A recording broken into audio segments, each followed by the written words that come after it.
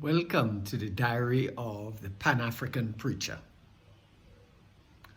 In the book of Acts, the 8th chapter, the 27th verse, it says, "There was an Ethiopian, a eunuch, a court official of Candace, queen of the Ethiopians, who was in charge of all her treasure.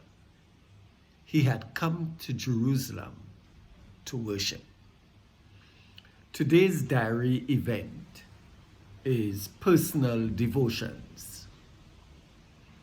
In order to be faithful to God and God's call on my life to predominantly African and African descendants, congregations, audiences, and communities, I have to feed my Pan-African consciousness with appropriate spiritual food.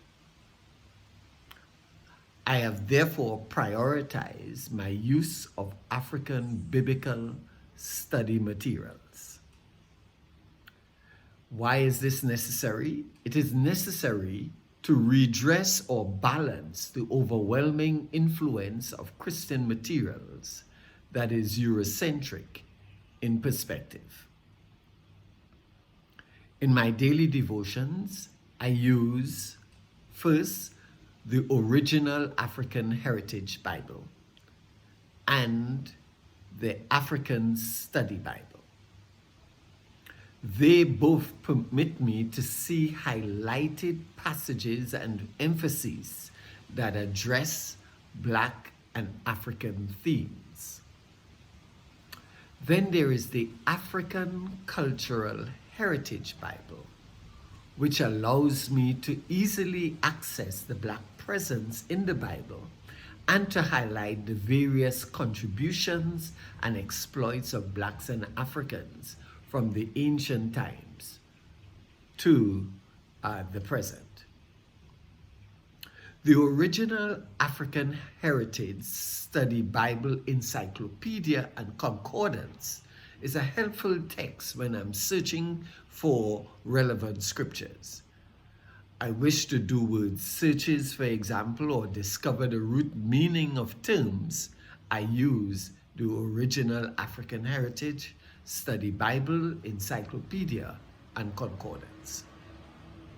That acts both as a reference, but also it helps me to locate other related scriptures. And of course, it helps me as a Bible dictionary. True to our native land, an African American New Testament commentary and the African Bible commentary, apart from the insights to the biblical text that they give, they also help with application to the lives of persons of color, their cultures, their socioeconomic and political context. In these commentaries, I am able to draw from the scholarship of 97 African and African American scholars. I can see African people and myself in the salvation story from Genesis to Revelation. The writers of the above texts come from a position that identifies with my faith, my historical perspective, and my contemporary experience.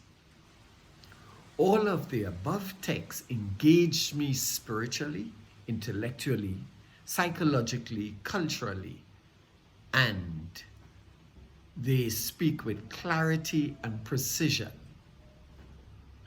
I'm therefore inspired each day to go forth and demand of 21st century pharaohs to let my people go, that they may worship their God. Ashe.